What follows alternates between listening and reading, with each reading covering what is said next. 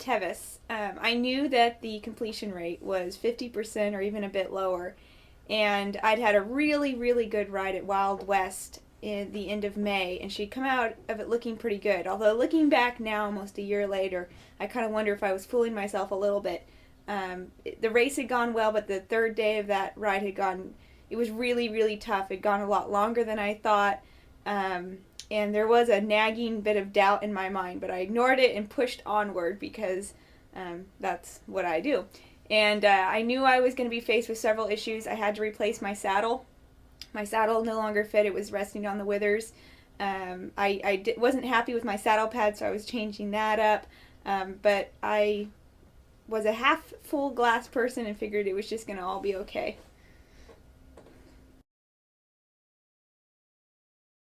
I was pretty optimistic. I figured I had about a 70% chance. I had a lot of people admonish me that unless I was absolutely positively certain that I could finish, to not even start.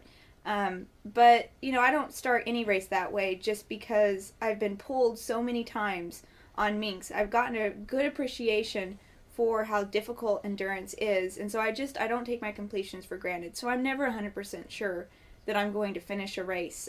So that I gave myself somewhere between 70 and 80% meant that I was comfortable going ahead and trying it.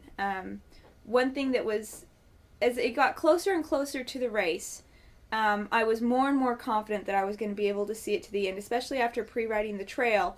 It wasn't as nearly as difficult as I had thought it was going to be. So by the time the race day rolled around, I was pretty confident. There was a ride meeting for new riders the day before the race, and one thing interesting I learned is that newbies have exactly the same chances of finishing the ride as veteran riders that have 10 or more rides underneath their belts. The Tevis Trail doesn't always reward experience and preparation. So I had pre-ridden the last 2/3 of the trail. So the first third of the trail was brand new trail. I had been told, don't worry about it, as long as you ride the last 2/3, you're going to be fine. That's the most difficult part of the trail, etc., etc. What I discovered is that first third of the trail is by far, in my opinion, much more difficult than the last 2/3. The one thing that I forgot in the hustle and bustle, and I had a 3-inch notebook full of instructions for me and my crew, and I was super organized, and I managed to forget the tent stakes to my new backpacking tent that was not freestanding. And so after much discussion, we used my Craftsman screwdrivers to hold it into the ground, figuring that I could always go back to the store and return them if needed.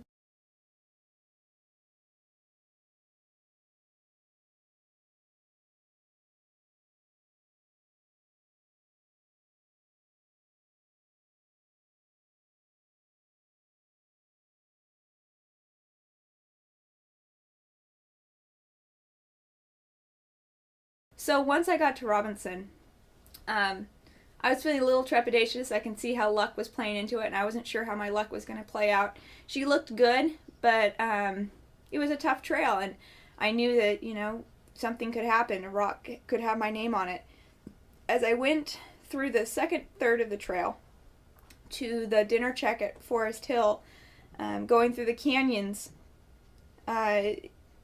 it was tough, but she felt pretty good. And then between the first and second canyons, they started to notice a little limp on her, one of her front legs. And so I got really nervous because I didn't want to get pulled before Forest Hill, because then they have to trailer you out, and it's a huge deal, and you have to wait a long time. So going down into the second canyon, I did it on foot and jogged her behind me.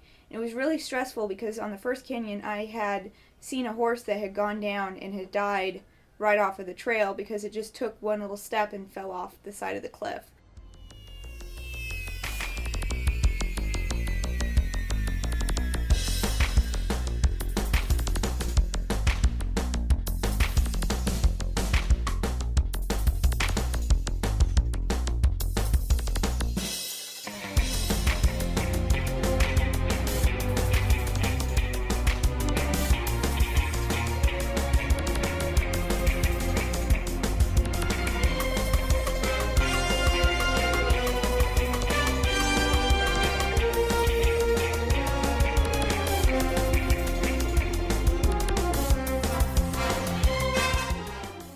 the lameness never got worse, but it was persistent from that first canyon.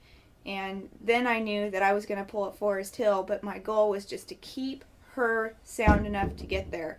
And that was a lot of mental stress once I got to that point.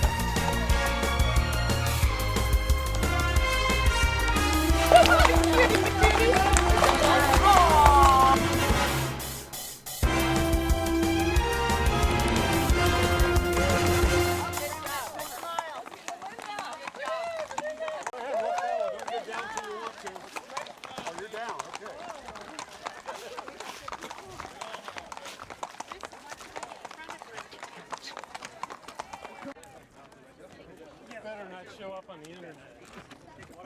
No, we just want to show Roz. As long as Roz doesn't get too jealous. Oh no, this could launch. This could launch an entire program.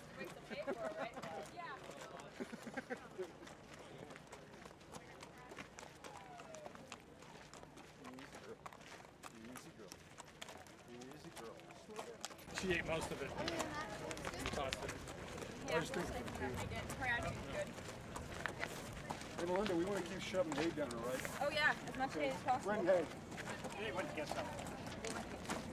Okay. Oh, okay. It occurred to me that Mike was walking along without any breathing. I've already washed your cinch, got it drying out. Oh, cool. Okay. I'm not going to bring her back for the recheck tacked up because I'm certain enough that she's not going to be okay, and I don't want Kat complicating the vet out. Gotcha. Okay. Go ahead and do this thing now, just in case. Let's just do everything. But not that. Yeah. And throw a rough rug on her. When do you want to go back to your root check? After like 8:05. We're down and over. One more? No, we're down. We're over this way. Take a left. That's right. We didn't go over it. And we were camped right here. So we. Oh, okay. I recognize the bush. One more step in there. That was not easy though. So yes, she doesn't have rock bruise. I don't know if she would have bruised even without it. But it was only $35 and it's cheap insurance.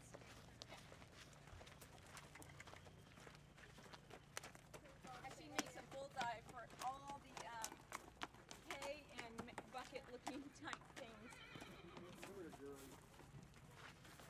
And Mike, I'll do the massage you because I actually do massages. So if you want me to, I'd like to see how you. well, I don't do it on horses. I do it on people, but I don't mind doing I it. just wondering where the best I don't know. would do the most.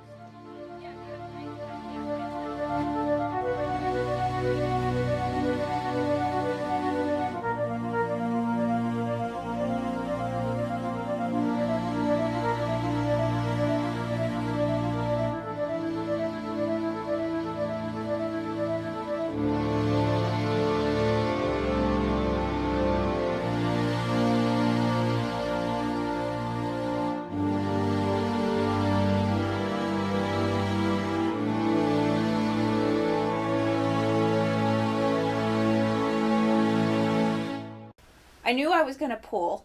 They had seen me at Chicken Hawk, part of my crew, and they had reported back to my main crew stationed at Forest Hill that I looked like death and that I would be probably pulling.